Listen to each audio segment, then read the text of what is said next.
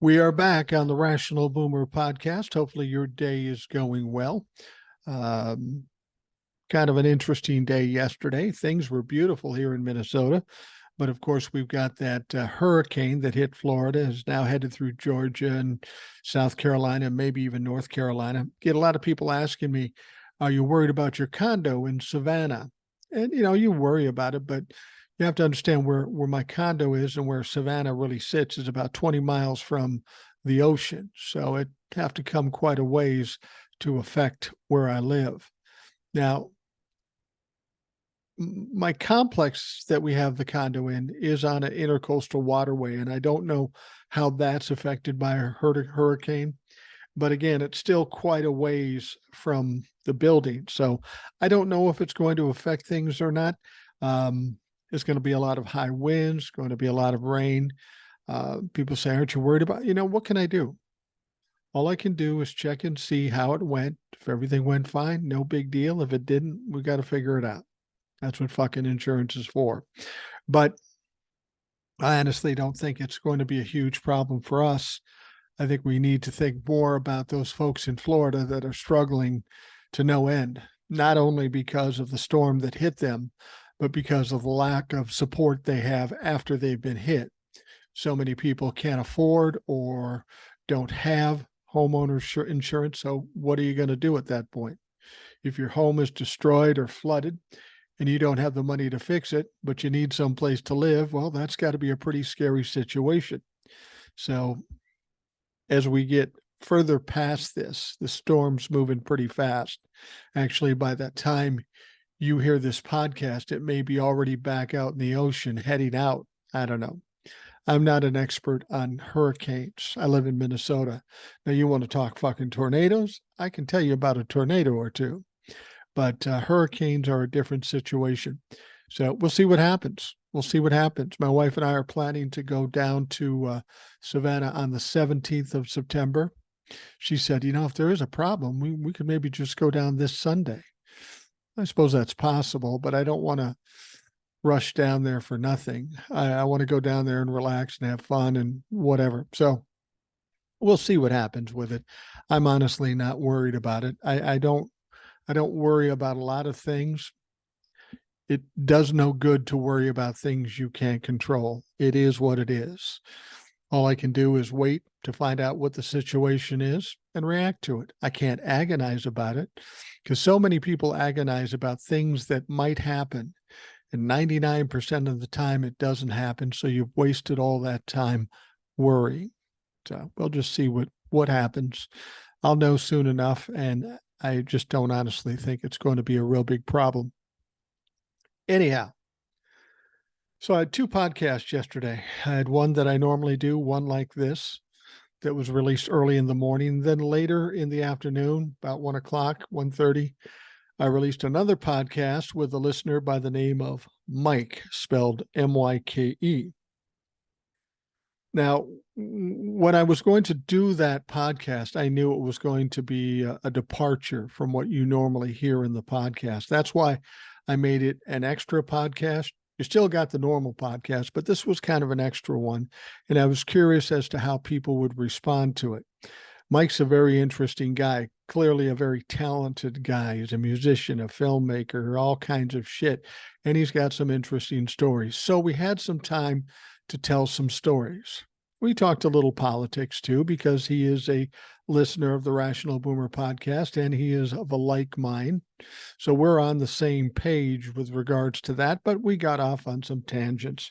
And my experience on the podcast is that people don't always cotton to me going off the norm from the podcast. They come here to hear something specific, and it's my responsibility to provide that information. And I'm happy to do it because it's something that I talk about all the time, all day, every day. So it's natural to come on the podcast and talk about it.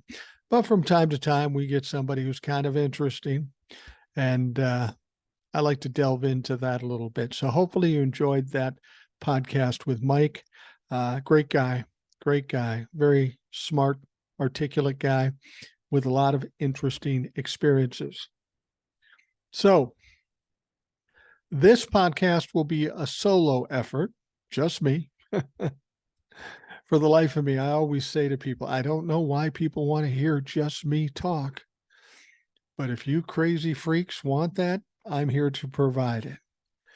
Fortunately, we have a few emails to start things out, actually a number of emails, and I'm always welcoming of emails. I think the folks listening to this audio or to this podcast, the audience needs to have some input. I think that's an important factor in a successful podcast, that the people listening can also participate. And, since we've had some guests on, I want to remind you, if you're a listener and have some things to say and feel compelled to come on the show, you're more than welcome. I haven't turned anybody away as yet, and every time it's turned out pretty good. All you have to do is send me an email at rationalboomer@gmail.com. Say, hey, Mike, I'd like to be on the show. And then we'll work it out from there. Generally, I do the shows later in the evening. And then we've got to kind of match up what time zone you're in and what time zone I'm in. If you need a different time, I can probably figure out a way to do that. Nonetheless, if you want to be on the show, by all means, email me and we will set it up. And I look forward to talking to any number of listeners who want to come on the show. All right, this first email starts out, hi, Mike, listening to your show avidly as usual, and a few things came to my attention. You spoke of the law or rule in Georgia regarding removing Fani Willis from her job. You said not to worry, it won't happen. I'm worrying a bit since the Repugnitans, that's her spelling, always pull some shady shit and seem to get away with it, like the removal of elected officials in Florida who had done nothing wrong or incompetent to warrant being removed.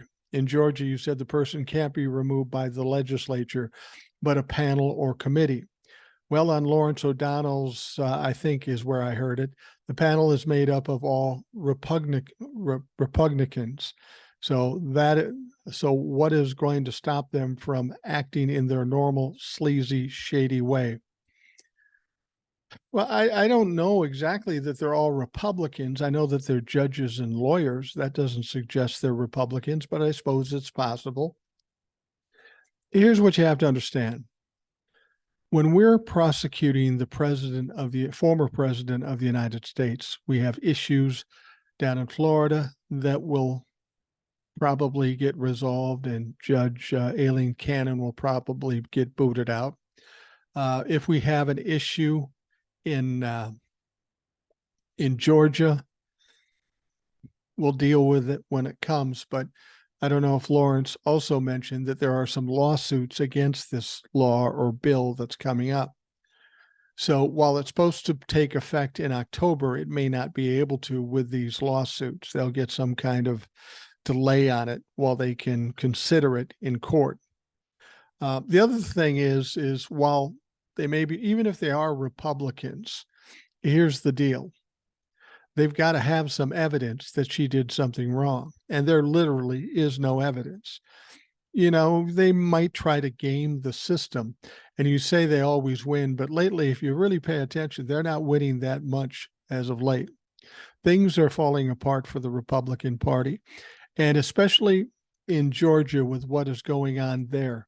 Keep in mind, Brad Raffensperger is a Republican. Brian Kemp, the governor, is a Republican. So just by virtue of them being Republicans, it doesn't mean it's a slam dunk for the MAGA fucks. I like Lawrence O'Donnell a lot.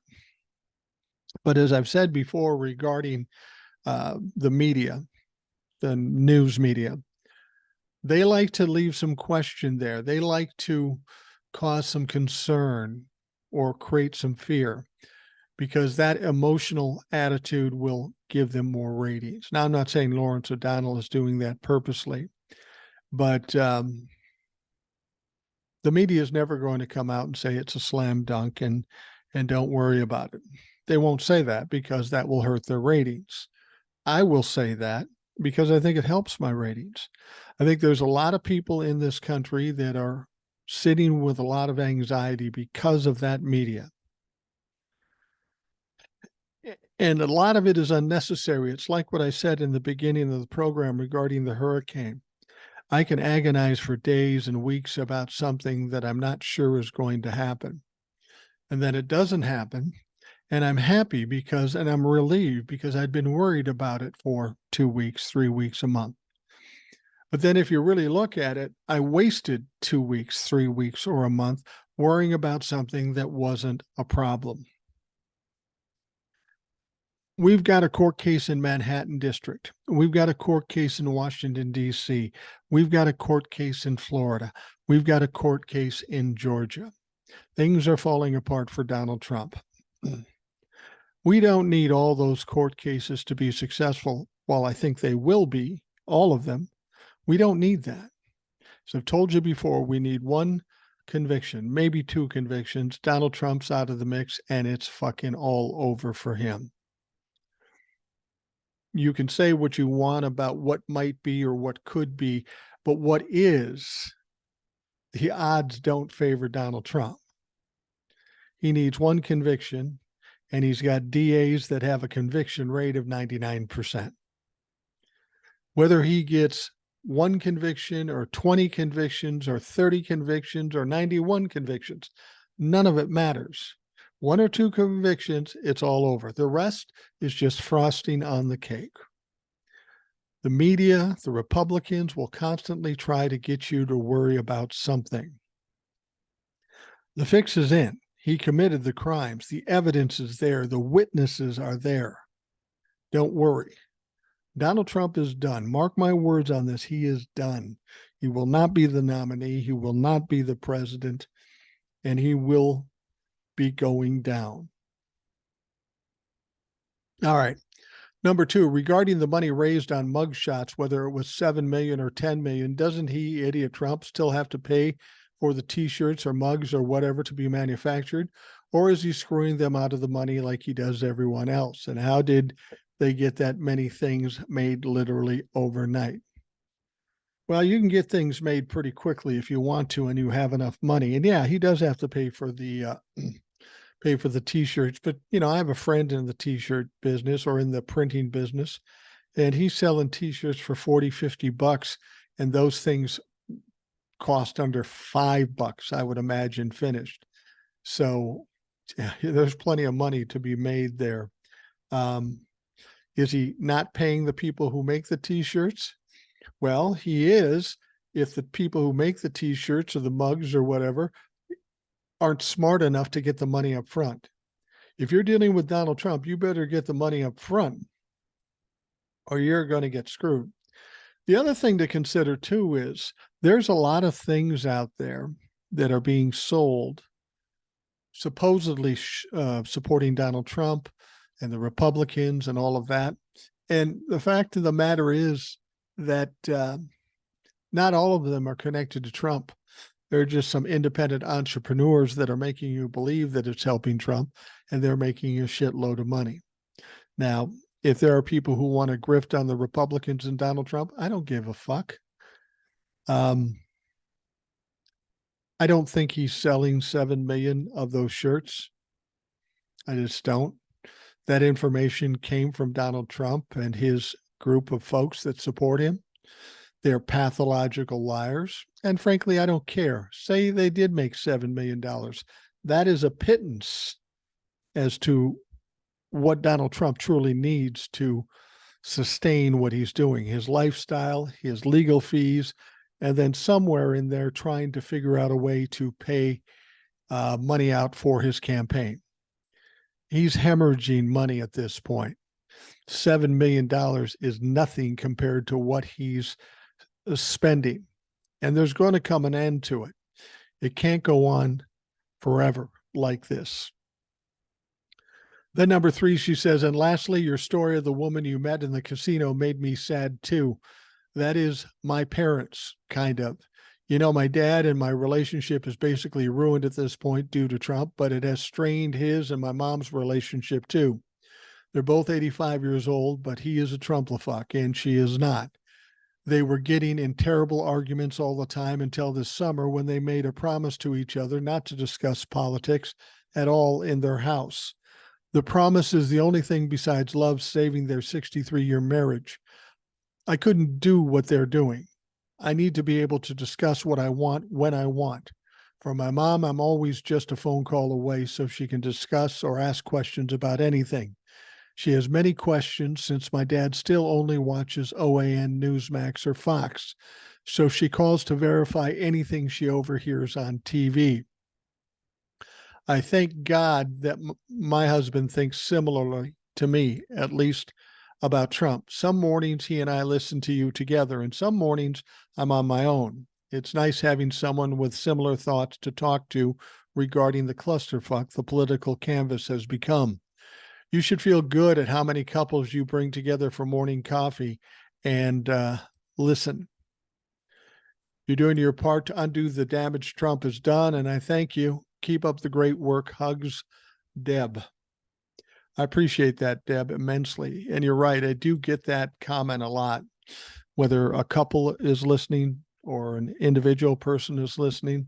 I got a note from somebody, it may be in here someplace. I can't remember where the comment came from, but the gentleman said every day, I think he goes to his garage, opens the garage door, and maybe exercises a little bit and does what he's doing. And while he's doing that, he's listening to the Rational Boomer podcast. And I'm trying to imagine that. You're in your garage with the garage door open and you hear this fucking voice saying these fucking things, and you're willing to let the neighborhood hear what you're listening to. I appreciate that immensely. And I think, when it comes to the Rational Boomer podcast, the whole point of it was a couple of things. It was to give people real information as opposed to what they were hearing, and also maybe giving some hope. That's the one thing that troubles me more about this country. There's a lot of people that feel hopeless. And frankly, when you're hopeless, you're fucking done. If you have no hope, you have nothing. You might as well give up. And I'm a firm believer that there's always hope. Even in the darkest days, there's always hope. There's always a way. There's always some way to come back. I told you the reason I believe this is because I'm 63 years old. And in my lifetime, I've had some dark times, some trials, tribulations, tragedies, all kinds of things. And each time I came up on those things, I worried, I was anxious, I was upset, and I thought, oh, the end is near. But in spite of all that, I sit here now pretty content, pretty happy, feeling pretty comfortable.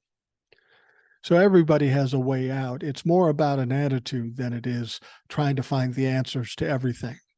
Sometimes if you just be confident, push forward, and do only the things you can do, don't worry about anything in the past, you'll find your way out of it. We'll always find our way out of it. And if I can send that message to the people who listen to the podcast, then I feel like I've been successful. And people will say, well, that doesn't work for me. Well, you don't have the right attitude. It did work for me, and it's worked for other people I know too. So what do you got to lose? If you're hopeless now, you might as well try what I'm suggesting because you got no other options. Anyway, next one comes from Lisa. She says, Trump posted a video on Trump's social saying all other candidates should drop out and campaign for him. If they truly support him, they would all drop out. Lisa, you know why he's saying that, don't you? Well, Donald Trump's got a big lead in the primaries, but he has no chance in the general election. He needs as much support as he can get. And while he's got a big lead with all the other Republicans, it's still not putting him in a position to win in November, even if he makes it to that point. And Donald Trump has a big problem. He has a bunch of court cases, a bunch of charges, and his only plan is to win the election and pardon himself. Other than that, he's fucked. It is a long shot. It is a Hail Mary pass, but it's all he's got. And the moment he's not a presidential candidate or somebody else takes over for him, then he's fucked. I mean, his life is over. That's how delusional he is, because frankly, his life is over. And He's really flailing around here. He wants to get everybody off the board so everybody gets behind him, so he has more strength going into the general election. It won't matter. It won't matter at all because he can't win. All right, this next one is from Jeff, and this is the gentleman I was talking about with the garage door and all that. It says, "Hi, Mike. I've seen your TikToks for a while, but just started listening to the podcast. I'm a boomer, just a little older than you, so you'll understand that I get up very early. Do not understand that. I'm up till 2 a.m. doing this shit, so I'll get up 8:30 maybe, if I'm lucky. That's a wonderful thing about being retired, though. I go to bed when I want. I get up when I want. If I'm still tired, I still sleep. Anyway, you get up early. You're like most people. I'm the odd one out here." He goes on to say, "So I've arranged my mornings around exercising in front of my open garage door, listening to the podcast. A wonderful start to the day. Your podcast provides me with a twofer. It informs me while making me feel better about the national tragedy or travesty that is Trump. With your help, I'm convinced that he is indeed getting his." Jeff. Yeah, he's getting his. Don't worry about that.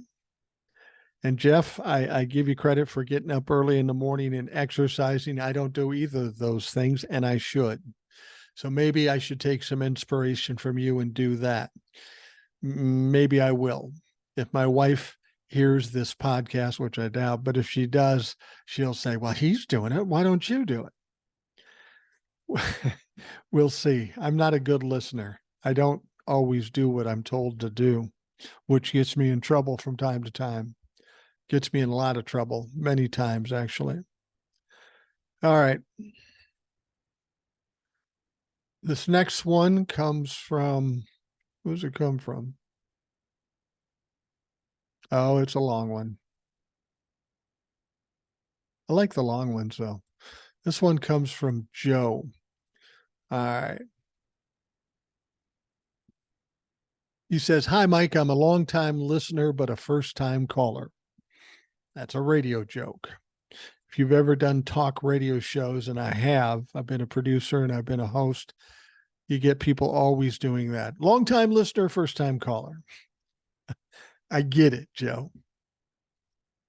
In fact, I'm the fucking guy who about 3 years ago, during your first TikTok live, begged you to please increase the length of your podcast to 3 hours a day because someone like me would like to listen to you 24/7. Knowing that would not be possible, I thought we could somehow settle on 3 hours of your high level educational and entertaining podcast. Unfortunately for me, you said it could not be done. But no matter what, I'm grateful for what you do. I know it's a lot of hard work and sacrifices for you to be so consistently doing the hourly podcast for us every single night. Doing 3 hours a day wouldn't be impossible. I mean, physically to do it, I could do it. I've been on the, last job in radio I had, I was on 7 hours. It was split up, but I was on 7 hours. So it's not that crazy to do it. But here's the thing. I would like to do that, Joe, but for two reasons I can't. I have a wife and I have a life, and I got to do things other than the podcast and the TikToks. Now, keep in mind, I'm doing anywhere from 4 to 10 TikToks a day too. So I'm keeping busy.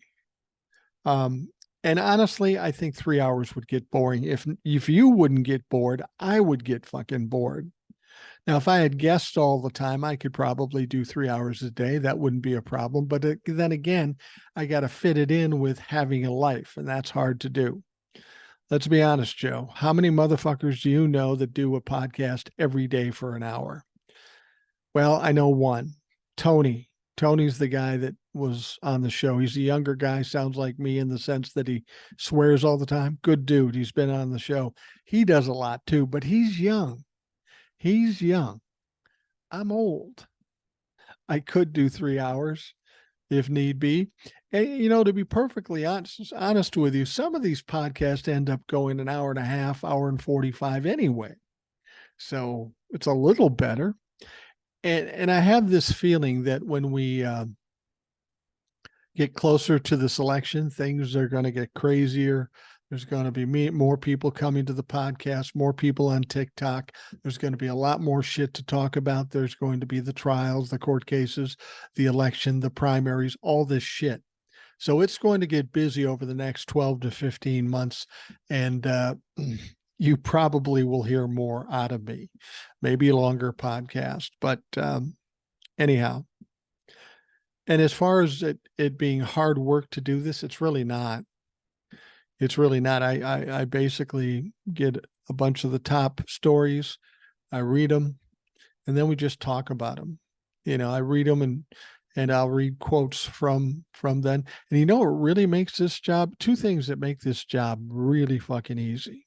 As I said, having guests, that makes it real easy because I only have to work half as much. But then also these emails. These emails give me some direction and I get some insights from you. So keep the emails coming. Anyway, Joe says, the reason I'm sending this email is to ask your opinion regarding something that just came to mind regarding the situation in the U.S. Senate. We have two senators, one from each party, that are in pretty bad shape health-wise. And I think they should not continue to be in the Senate, subjecting themselves and the country to this undesirable situation. But unfortunately, each of these super old senators refuses to resign because of the fear that if they do, the other party might get an unfair advantage over existing situations in the Senate. To solve this impasse, I believe an official deal between Democrats and Republicans will need to be reached. Through this agreement, both Mitch McConnell and Diane Feinstein would resign simultaneously. The agreement further stipulates that the replacing senators from each state will be from the same party as before, and these new senators will be sworn in simultaneously. The new senator from Kentucky will be a Republican, but not a Trump supporter. I don't believe McConnell is currently a Trump supporter. The governor of Kentucky, Andy Beshear, who is a Democrat, agrees to appoint the replacing Republican senator. This means that the new senator pretty much politically will be identical to McConnell himself. Of course, the governor of Florida will be appointing a Democrat to replace Diane Feinstein. In addition to the Republicans would agree smooth replacement of Diane Feinstein by a Democrat in the Senate Judiciary Committee so that not much would change in that committee. It sounds like a good plan, but you have to understand something. The California one, well, first of all, we've got a problem in Kentucky. The Republicans tried to game the situation. The rule in most states is if a senator resigns or dies or something like that, the governor has the right to appoint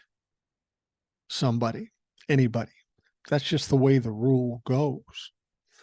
Now, Mitch McConnell had some foresight about his own mortality, and he encouraged the legislature in Kentucky to change the law. That even though Andy Beshear is a Democrat, they would have the right to pick a sampling of prospects for the Senate job. And then Andy Beshear would have to pick amongst the three or so that the legislature picked. Now, Andy Beshear sees that a little differently. He says that's unconstitutional. So if he's in a position where he will have to name a successor to Mitch McConnell, he's just going to do what he wants, and the Republicans will scream and they'll go to court. But see, Andy Beshear is playing the same game the Republicans are. He's going to place somebody in the Senate. They're going to go to court. It's going to take a year and a half to do it. By that time, the term will be up, and then they can just elect somebody else. So Andy Beshear is planning to do that. Now let's talk about California. Gavin Newsom has the right to appoint anybody he would like, and he has stated that he would probably appoint a woman of color, which is fine. There's plenty of great prospects for that. However, the reason Diane Feinstein is not retiring probably isn't her choice. It's the Republican choice. and the Republicans, or I'm sorry, the Democrats' choice. And see, it's not about whether or not Gavin Newsom will put a Democrat up or not. It's about which Democrat. You see, Nancy Pelosi and a bunch of other Democrats want to see Adam Schiff as the senator, and he'd be a fine senator. But see, the problem they're running into is if Gavin Newsom does name a woman of color to take the place of Diane Feinstein, then when the election comes up, when the term is over, now instead of being the incumbent, meaning Adam Schiff, he would now be the challenger, and the woman who was in the seat would have the advantage because she was the incumbent.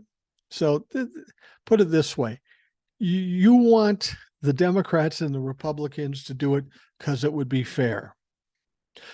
Sorry to say, that's almost a little laughable because they don't do anything fair. They're always, both sides are trying to do one thing or another to get an advantage and get them to do it differently. I don't think it's likely. He finishes up by saying, anyhow, that is what I wanted to say. Again, thank you very much for everything you do, Joe. And Joe, that's a fine idea. And I think normal civilized people would probably say, yeah, let's do that. But we're not talking about normal civilized people. We're talking about members of Congress. It reminds me of my wife. You know, when we're going to buy something or cut a deal on something, she goes, wouldn't it be nice if the bank just said this and that, and we could do this and we could do that? I said, honey, that would be wonderful, but it's not going to fucking happen. That's not how these people think. Nobody's here to do us a favor, meaning she and I, and the government and the politicians. They aren't going to do what's best for the country. They never have. They're going to do what's best for them. And that's why they keep getting caught up in loggerheads. All right. I think this is the last email. Mike, I was surprised that Judge Chutkan didn't address or even acknowledge Trump's blatant attempts at obstruction of justice and witness intimidation. Even if she didn't jail him over it, I would have expected her to at least warn him with regards to his March trial date. I think he's in for a rude awakening when his appeal is quickly denied. Two things. Yeah, I was surprised she didn't bring it up either. In fact, I said beforehand that I expected her to say something. Now, we don't know for sure that she didn't, because I don't know that the transcripts are out as yet. Maybe they are. But I would have expected some kind of come to Jesus moment with Donald Trump. I mean, Judge Chutkan is getting death threats herself. I don't know what it's going to fucking take. Lastly, you said something about, I hope his appeal is quickly denied. And I will tell you this, he can't appeal it. That's not something you can appeal. So don't worry about it. The date is the date, and Donald Trump can't do shit about it. And so Donald can whine as much as he wants, but I'm hoping against hope that Judge Chutkan or McAfee down in Georgia finally, because he's getting worse. He's going on through social, doing videos and saying crazy shit. They've got to take him to task at some point, sometime soon. So hopefully it's sooner than later. Now, and by the way, this email comes from Eric, who we know very well. He goes on to say, I'm hearing differing reports on Donnie trying to sell his shitty golf course in Florida. Chasing Oz reported that it looked like someone with a Florida realtor account on Zillow reported the sale, but there isn't any government records of the sale. The other thing I'm hearing is, like you said, that there is a period of time in which the government can reverse the sale and confiscate the property to settle his debt. Most lawyers would tell their clients this, but we all know Donnie refused to listen to his lawyers. Now, a lot of people are saying he just put it in Don Jr.'s name. I will tell you this. I have two condos, one in Georgia and one here in Minnesota. Each of those condos is one of my son's names, so that when we die, there's no probate or anything. They just own it. But there's a law here, and I presume it's pretty much everywhere, that I can't find out I'm going to die in a week, sign it over to them, and then they just own it, and I die a week or two later. There's got to be a 5-year period. I went through this with my mom too. We put her home in the name of my brother and my sister. Fortunately, it was well past 5 years to the time when she died. So there does have to be some time there, and it can't look like you're just trying to game the system, even though that's, that's Donald Trump's modus operandi. Something else we'll talk about here in a bit. Rudy lost his defamation case with Ruby Freeman and Shane Moss. He lost by default by basically not turning over any of his subpoena discovery materials. The judge did not believe his lame excuses, and now he's going to have to pay up. I heard he owns multiple properties in New York City, so maybe he will have to sell more than the one we already know about. I think he will, because I think he's in some serious shape financially. He goes on to say, I saw from Muscles and Nursing, very good creator on TikTok, that Moscow Mitch said he would block another Supreme Court seat should a vacancy arise in 2024, possibly 2023. I think the dementia is getting pretty bad. I don't know if he can even realize that he's not Senate Majority Leader anymore. He can't really block a seat this year or next. However, we need to use his words to pressure the Democrats. After that, keep the Senate and regain the House. They must expand the court. We can't risk giving Republicans the ability to make it a 7-2 or even 8-1 conservative court. The voters know how important the court really is now. The Democrats can't risk it any longer. I don't think Mitch is in a position to do fucking much of anything, because he points out, and we'll talk more about this too, Mitch also glitched again. He froze when asked about running for re-election. He looked absolutely terrified. I don't see him lasting until 2027 when his term is up. For his own good, they should retire and enjoy his last few years. While he's at it, maybe he can take Chuck Grassley and Diane Feinstein with him. Thanks, Eric. Yep, I tend to agree. We'll talk more about the Mitch McConnell situation. This is the second time he froze up, and it is a little concerning. We've got two people sitting in the Senate that have no clue what's going on. I mean, Diane Feinstein had to turn over her power of attorney to her daughter for her financial situations, yet she's still a U.S. Senator. Come on. Fuck. We've got to have the Democrats and the Republicans stop propping these people up just to save power. These people, the Republicans and the Democrats, are showing they care more about power than the people.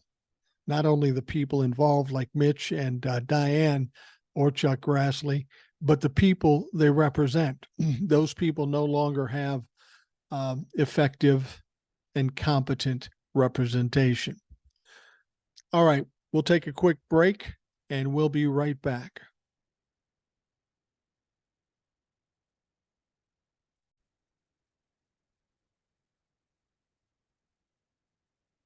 I know a lot of people are worried about all the criminal cases. Florida, what about the judge there? Georgia, are they going to fire Fani Willis? Manhattan District, Washington, D.C. These are all potentially devastating court cases. We've got 4 of them. But there's one that I think people are sleeping on that could be just as devastating. It's not going to put Donald Trump in jail, but it may very well destroy Donald Trump financially, reputationally, and just his life in general. That one is coming quickly. That one is coming October 2nd. That's when it starts. We're not talking about a criminal trial. We're talking about the advancing civil suit against former President Donald Trump, his family, by New York Attorney General Letitia James. It could be as serious a problem for the former president as the criminal cases against him. On the readout, a gentleman by the name of Tristan Snell, a Trump University investigator, he said Wednesday in part because it could actually strip Trump of his ability to finance his legal cases. And that's exactly right. You can put Donald Trump in jail, and maybe that makes us all feel really good. But you strip him of his money, his properties, there's nothing left. That's all Donald Trump is. Whatever power he thinks he can have, whatever money he has, whatever property he owns, if you take that all away, he is absolutely nothing. Snell said, yeah, it's the financial pain, but it's also the fact that the AG's office, as part of the law they will be asserting against Trump here, includes the ability to seek the cancellation of corporate charters for these entities that were overvaluing the worth of these properties. So in New York, that would mean, say, 40 Wall Street LLC getting its corporate charter canceled, which then throws everything into doubt about Trump's ability to charge rent to those tenants. And the rent is the money that comes in, the lifeblood of this sort of empire of debt. If he can service all these debts because he's getting this rent in the door from these properties, if he's not allowed to collect rent on his New York properties, it throws a whole bunch of things into major limbo. I think the one thing to look out for that we haven't been talking about that much as yet is the possibility that he could lose the ability to do business in the state of New York because of his persistent fraud and illegality. Not just in this matter alone, where it's years and years of overstatements allegedly, but also we have the Trump University matter, the Trump Foundation matter, and then the finding of tax fraud by a criminal jury in Manhattan that happened last year is more than enough to establish a pattern of persistent fraud and illegality, for which New York state courts will order the extraordinary relief of canceling of corporate charters. Joy Reid asked him, can they take some of his properties? Can the state of New York seize his properties from him? And the fact is they can, or they can put it into receivership. Donald Trump is all about control. And a court case like this will take him, relieve him of all control of his business, will stop him from doing business in New York, may put his properties in receivership or just seize them. This particular court case, while it doesn't involve jail, may be the most devastating to Donald Trump to date because it basically strips him of everything he has and everything he is. And let's understand something. Letitia James isn't going to lose this one. He did all these things. The evidence is there. The witnesses are there. His company has been convicted of 17 charges of fraud. So now he's got to address this civil suit. He can't win this. This may take Donald Trump out of the mix before any of the criminal charges. And the best news, it's coming up October 2nd. We're talking about a month away. Donald Trump goes to trial to be sued by the state of New York, and they're asking somewhere around $250 million at minimum. It's likely to go higher than that, not to mention canceling all the charters on his properties. Imagine that. By canceling the charters, now he's going to have a problem charging rent. And he has debt on all these properties, which he can pay because the rent pays the debt. But if there's no rent being paid and the debt isn't being paid, doesn't matter if the state of New York can seize his properties. The creditors will seize it when he stops making payments. This is absolute devastation for Donald Trump. And as I've told you before, we're talking about a narcissist now. And with a narcissist, his image is the most important thing. His whole life is about creating this image of power, of strength, of wealth, of whatever. And when that goes away and there's no way to explain it or distract or divert or just spin it, he is going to lose his shit. Not to mention the fact that he won't have money to run for president and he won't have money to pay legal fees. You see what I mean? This is something that could be extremely devastating. And nobody really talks about this, but this is a big fucking deal. And Letitia James, if you think she's an easy mark, she's a lot like Fonnie Willis. She's a lot like Jack Smith. She doesn't fuck around and she's going for the throat.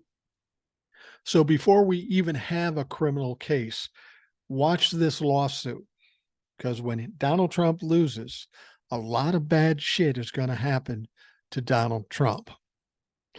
Now, we've got some bad shit happening to Rudy Giuliani, too. Two Georgia election workers, Rudy Giuliani allegedly defamed, have won their case against him. Now, Rudy's claiming poverty, which is hard to imagine given that he flew to Georgia in a private plane, but maybe it's a friend who gave him a ride or whatever. But Rudy's struggling, man. He lost his license to practice law, so he has no way to earn money at this point. He can try to grift, but nobody cares about Rudy Giuliani. We know that Donald Trump is having some benefit for his legal fees in New York. People are going to come for dinner and see Rudy, and they're going to pay $100,000 per person to come and see him. And that's how they're going to raise money. How many people you think really coming? I don't think too many. I think what Donald Trump said was, I don't have the money to give you, but I'll put on this little event for you so you can make some money, just to shut Rudy Giuliani up or give him some time without Rudy Giuliani throwing him under the bus. But it's not going to work. It's not going to be enough. And frankly, even if they got $1 million that day from that event, I guarantee you Donald Trump pockets half of it. And that's going to piss off Rudy Giuliani. Now, Ruby Freeman and her daughter, Wandrea Shea Moss, sued Giuliani for defamation and false statements following the 2020 presidential election. And let's be honest, what he said and what Donald Trump also said destroyed their lives, put their lives at risk. Now, on Wednesday, U.S. District Judge Beryl Howell entered a default judgment against the former New York mayor. A defendant can be ruled in default if they don't answer a complaint against them or fail to attend the hearings. That's what Eric pointed out earlier. The order states that a default judgment will be entered against defendant Rudolph W. Giuliani on his liability for plaintiffs' defamation, intentional infliction of emotional stress, civil conspiracy, and punitive damage claims pursuant to federal rules of civil procedure. The judge ordered both sides to agree on a future trial date for damages. Giuliani was ordered to pay attorney fees for the plaintiffs. Now, as a sanction for the defendant's failure to timely reimburse plaintiffs $89,172.50 in attorney's fees by July 25th, 2023, the jury will be instructed that they must, when determining an appropriate sum of punitive damages, infer that he is intentionally trying to hide relevant discovery about his financial assets for the purpose of artificially deflating his net worth. So, I mean, there's a good chance that he has money hidden someplace. You would expect that out of Rudy Giuliani. But even if he does have money now, it's all going to be gone. Because remember, Dominion is suing his ass for $1 billion, and they're going to fucking win. What's going to be interesting is this: when this is all said and done, Rudy Giuliani, America's mayor, Donald Trump, former president of the United States, they'll both be broke as jokes. And that's all they've ever had going for them is money and power.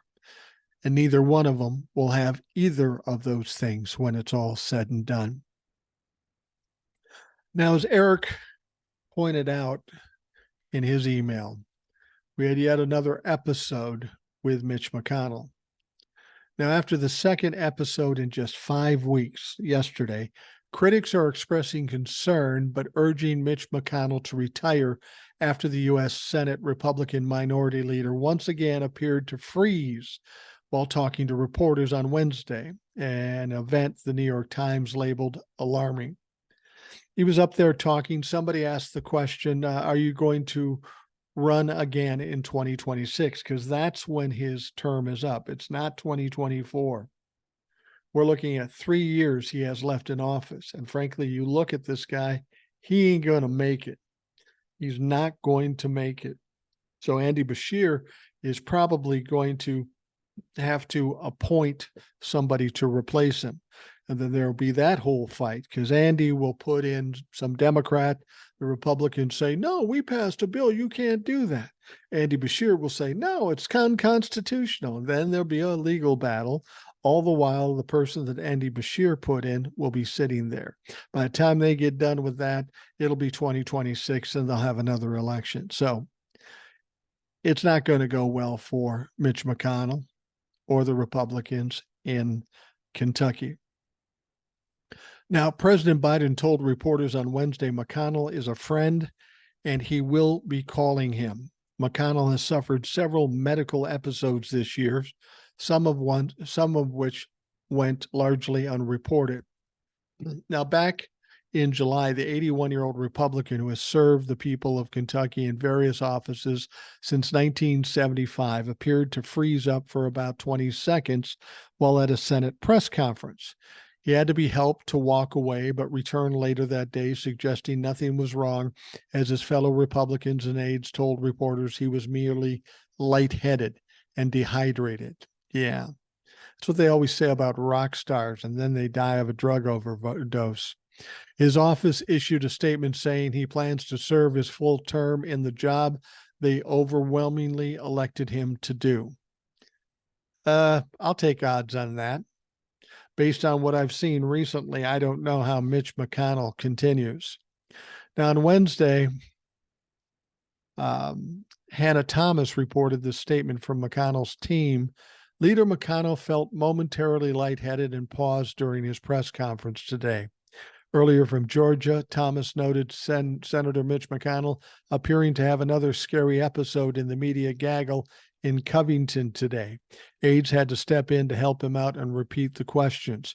He was eventually led away. Now, if you haven't seen the video, you should probably check it out. It's very, very disconcerting. Basically, he was standing at a podium again, and somebody said, "Are you going to run again?" And he just kind of stared into nothing. He seemed nervous. He seemed upset. It's like he couldn't speak. He couldn't put the words together and spit them out. So he just stood there and stared.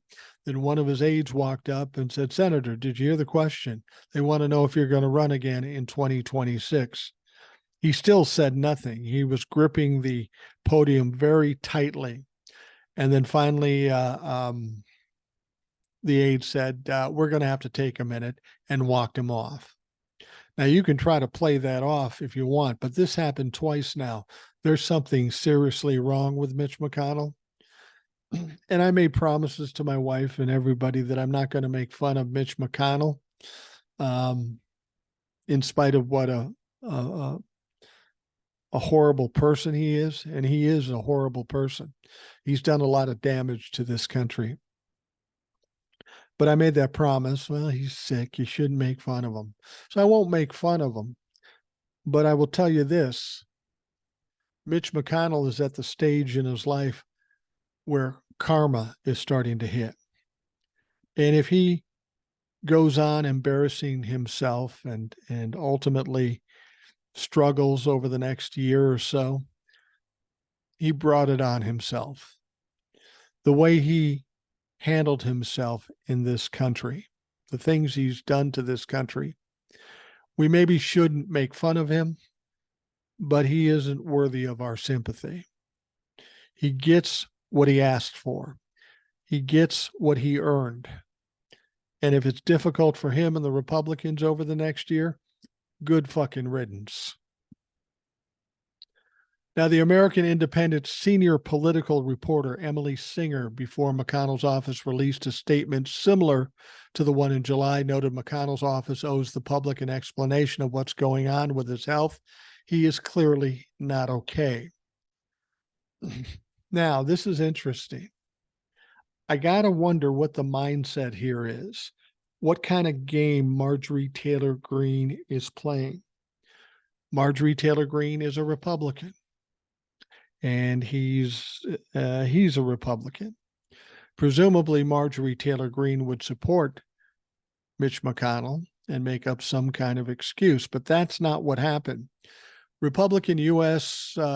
Representative Marjorie Taylor Greene lumping McConnell's latest episode in with her perception of other leaders, said severe aging health issues and or mental health incompetence in our nation's leaders must be addressed. These politicians, staff, and family members should be ashamed of themselves by enabling and allowing their loved ones to remain in office, all to hold power, she continued. We are talking about our country's national security, and it's all at stake. That is the first time that I can honestly say that I agree with Marjorie Taylor Greene. And it just seems, out of nowhere that she would make this statement. I'm sure she's thinking of Diane Feinstein mainly. But it's weird that she's saying this right after this episode with Mitch McConnell. Why is she going after Mitch McConnell? That's interesting. A former GOP U.S. Congressman Joe Walsh wrote, "This is sad, very sad, and I hope his health improves. But just like Diane Feinstein, Mitch McConnell really ought to resign from the Senate now."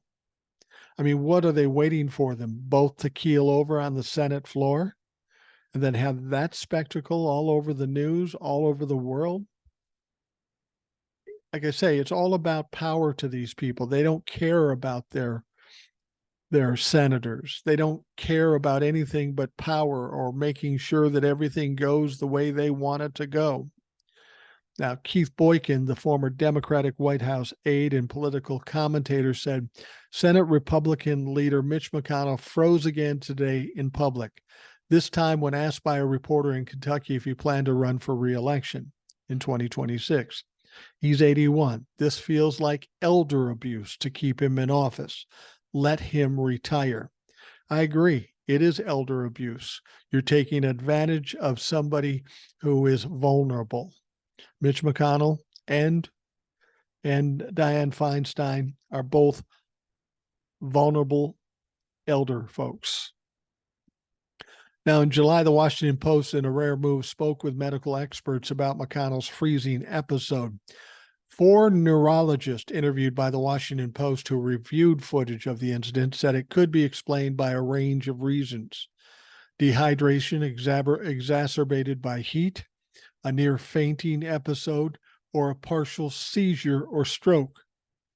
One said it also could suggest an underlying neurological disorder that had not been publicly disclosed. The specialists stressed that they cannot offer firm conclusions or diagnoses without examining McConnell and reviewing his medical history. They said it was premature to question the longtime Senate GOP leader's fitness to serve, although they said Wednesday's episode merited medical attention. So will he get medical attention? Well, the last time it happened, we didn't hear anything about medical attention.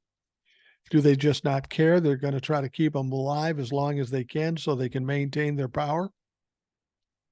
Now, in addition to these freezing situations, in March, McConnell suffered a serious trip and fall accident and was hospitalized with injuries, including a concussion. And he was in the hospital for like a month. They were getting heat about it. Oh, no, he's getting released. And then they put him in a rehabilitation facility for another month. Nobody saw him. They said, well, he broke some ribs and he had a concussion. Well, that's serious stuff. And he's an elderly man.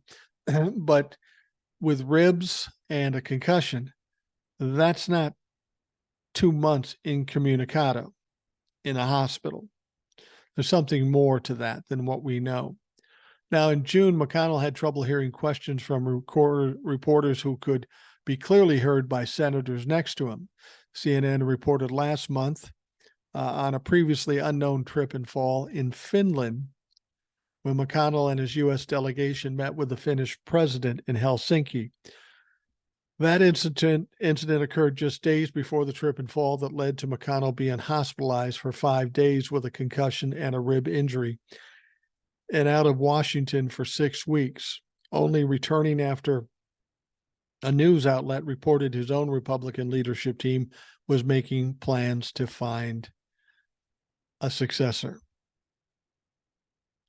And then you've got Marjorie Taylor Greene again doing what she's doing. She went to her Twitter account, her congressional Twitter account, and deemed Senator Mitch McConnell not fit for office.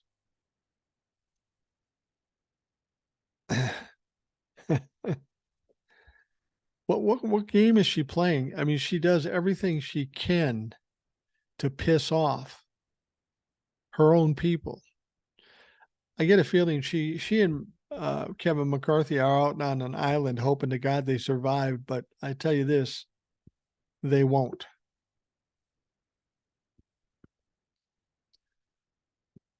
Now, it was the second such incident since late July, as we mentioned. He's seriously got some problems here. He's got some issues that need to be addressed. I hope to God that they're taking him for medical care.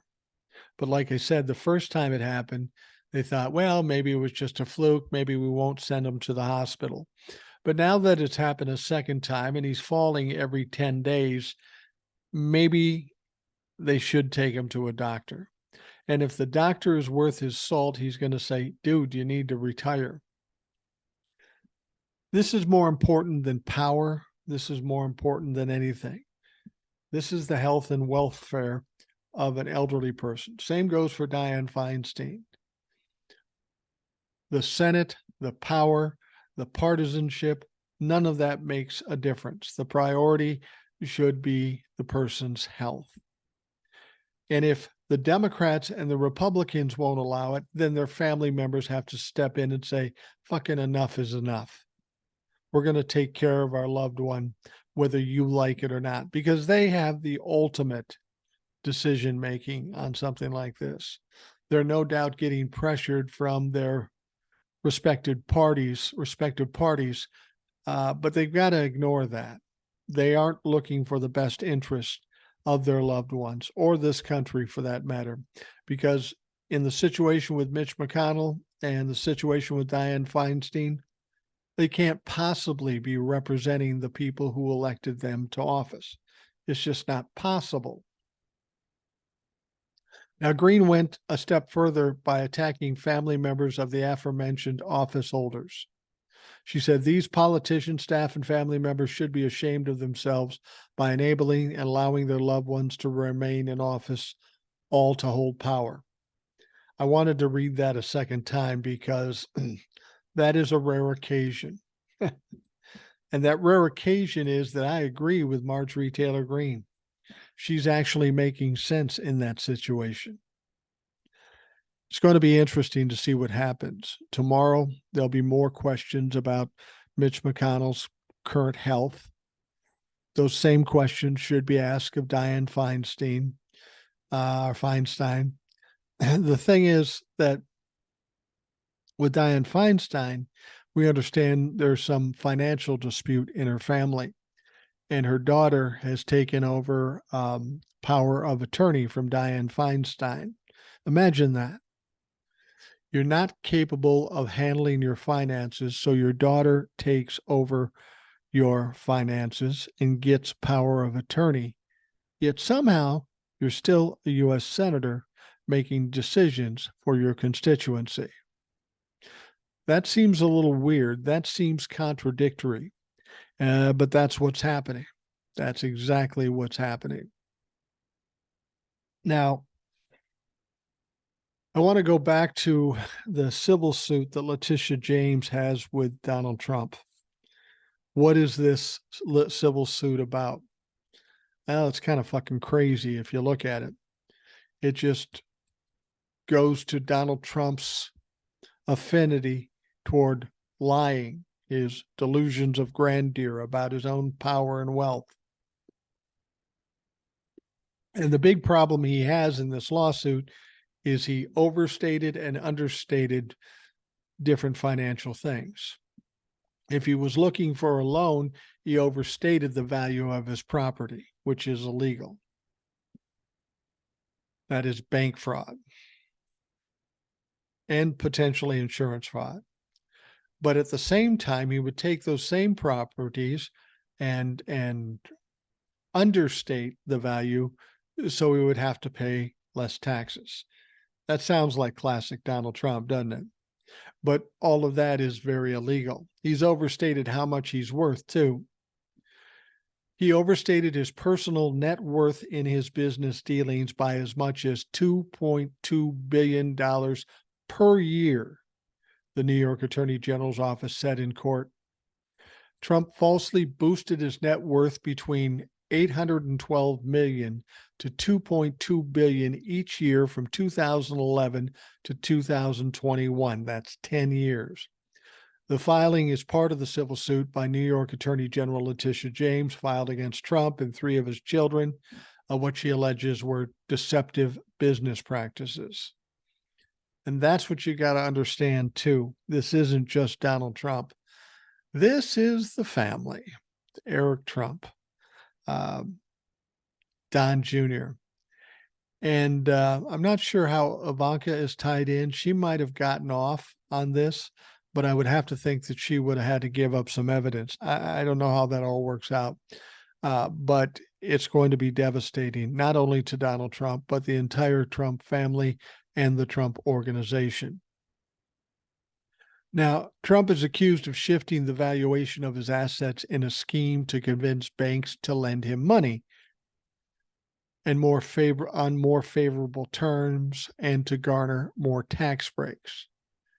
Now, that's bank fraud, as I mentioned. Now, in one case, Trump allegedly inflated the value of his triplex apartment at Trump Tower by nearly tripling its actual square footage. The incorrect figure inflated the apartment's value by approximately 100 to 200 million each year from 2012 to 2016. Now, of course, Trump, who recently lost that civil rape lawsuit and has been indicted 4 times this year on felony charges, hit James with his own lawsuit in November for waging a crusade against him. Oh, she just hates Trump. Donnie, everybody hates Trump. That's not a thing. Trump withdrew that lawsuit in January, just one day after he was ordered to pay nearly $1 million for filing a frivolous lawsuit. Donnie's in trouble, as I've told you before. When it comes to this lawsuit, October 2nd, I won't say it's the kill shot, but it's going to wound him extremely badly. And then when those criminal charges come to pass, he's fucked. He's absolutely fucked. Now, with regards to Georgia, former Trump lawyer Sidney Powell on Wednesday filed to sever her case from her co-defendants in Georgia elections interference case, according to court filings. She's a staunch Trump ally who was among 18 co-defendants, along with the former president, who were indicted earlier this month in Fulton County by Fani Willis. Powell asserts in court filings that she has no substantive connection with any other defendants regarding the charges of the indictment. Katie Fang described the motion is absurd, and it is absurd. Think about it. Sidney Powell was in the meetings with Donald Trump and Rudy Giuliani and all those motherfuckers. Sidney Powell was standing next to Rudy Giuliani at that Four Seasons debacle thing. She was in the thick of it. She just thinks she's going to get away with lying, and it's not going to work. She's not getting out of this. She's as done as Donald Trump. Now, her motion is so worth the read because it's so absurd.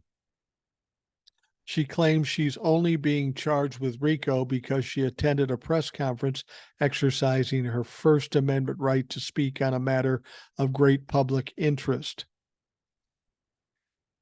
Kitty Fang said that Powell is very keen to disassociate herself from other defendants and claims she had no contact with most of her purported conspirators and rarely agreed with those she knew or spoke with.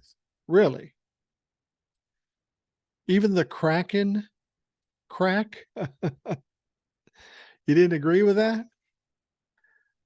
Sidney Powell is throwing up a Hail Mary pass that's going to fall way short.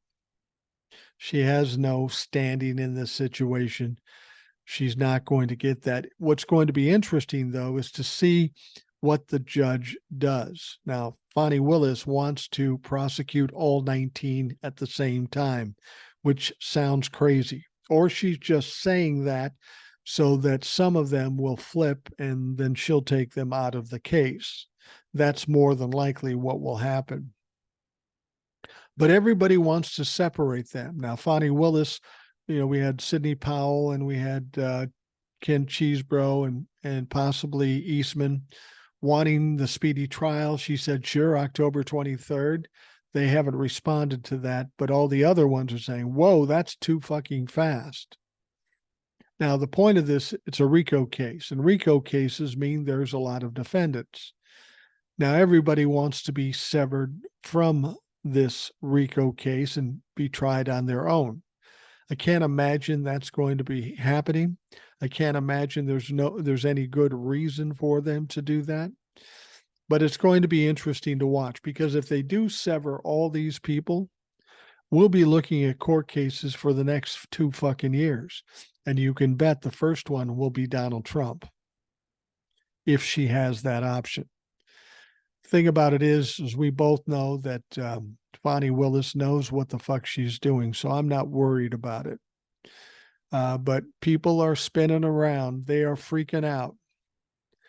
Now, Sidney Powell is asking the court to grant her an evidentiary hearing on her motion and to allow her to be tried separately from the co-defendants in this case. Powell in court filings asserts that, contrary to widely publicized false statements in the media, Sidney Powell did not represent President Trump or the Trump campaign. Really? Then why is it that they were looking at making you a special counsel? She's just flat out lying. She's got nothing else she can do, so she has to lie. She says she had no engagement agreement with either. She appears on no pleadings for Trump or the campaign. She appeared in no courtrooms or hearings for Trump and the campaign.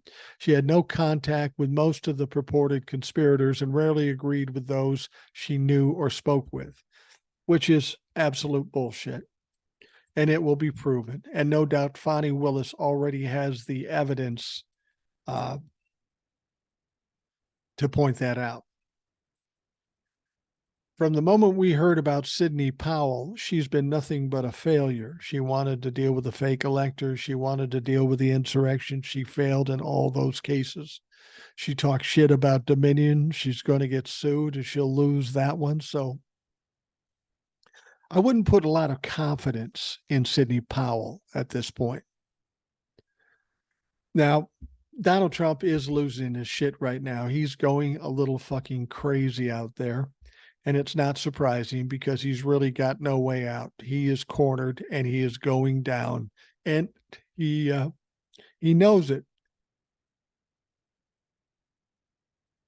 Now, Donald Trump went on True Social. He went on a bender on Wednesday, posting 31 videos in the last 5 hours where he directed his anger at Fox News, Bill Barr, the Department of Justice, and Joe Biden. Yeah, he's calling them all out. Now, as Donald Trump faces 4 criminal indictments related to handling classified material, the 2020 election, he took to True Social to vent about his political woes and his foes on Wednesday.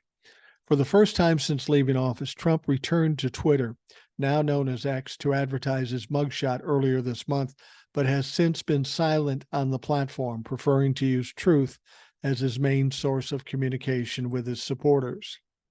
Now, everybody says, and I've argued this before, everybody says, well, Truth Social doesn't have the same number as Twitter does. And that's true. But it's no less effective than Twitter, because you know as well as I know that every time something goes out on Truth Social, it's broadcast on every media outlet. So while he maybe only have several million on Truth Social, everybody in the world gets to see what he said. So I don't know that him being on or off Twitter really makes much difference. He's getting plenty of fucking publicity, plenty of exposure. Donald Trump said Fox News and the Wall Street Journal fight me because Murdoch is a globalist. This is a guy who was his best buddy for a time. Trump said in a short video on Wednesday afternoon, and I am America first. It's very simple, and it will always be that way, so get used to it. It's not America first with you, Donnie. Your hat should be changed. It's Trump first. It's always Trump first. Now, in another video, Trump attacked his former Attorney General Bill Barr as slow thinking for not having the courage to fight election fraud. The former president also claimed that the United States is becoming a banana republic because of the Biden's indictments served to him over the last few months. Yeah. Everything that Donald Trump says, everything that Sidney Powell says, everything that Rudy Giuliani says is either bullshit or a flat out lie. It's amazing to me that they're sticking to their guns with this lying strategy. It's not going to work. What they're trying to do is trying to try their cases in the court of public opinion. Well, we know from polling that the vast majority of people don't believe shit that they say. They believe that they are criminals, especially Donald Trump, and that they should go to court. But still, they're going to try to change things in the public narrative. Unfortunately for them, fortunately for us, it's not working. And it's becoming less effective every day. I said a while back, and I said this about Donald Trump, but this is really for Giuliani, Sidney Powell, Eastman, Cheesebro. About 2 months ago, I said, today is Donald Trump's best day for the rest of his life. And what I meant by that is that every day is going to get decidedly worse for Donald Trump. And the same could be said for Sidney Powell, Rudy Giuliani, Ken Cheesebro, John Eastman, all of them. Things are not going to get better for the rest of their lives. They are going to be tried. They are going to be convicted. They are going to jail. And even if they're only in jail for 2 years and they come back out, somebody who's younger, like, well, Eastman's a little younger. If he gets out, his life is destroyed anyway. So his life is not going to get better, whether he's in jail or not. Rudy and Ken Eastman or John Eastman are getting their law license taken away, so they have no way of making money unless somebody like Fox or OAN hires them to be commentators. But they're almost too old for that, and they're too fucking goofy. So every day is Donald Trump and all these fucks' best day of their future, because every day it's going to get fucking decidedly worse. And I'm enjoying it. I kind of like it. I'm looking forward to seeing these fucks have bad days henceforth. All right, we are going to wrap up the Rational Boomer podcast. I want to thank you for taking the time out of your day to listen, whether you're standing in your garage, in your breakfast nook, or wherever it is you listen. I am thankful for you doing so. If you do it individually, great. If you do it with your loved ones, even better. But I thank you for taking the time to listen. I hope you have a great day today, and we'll be talking to you again tomorrow.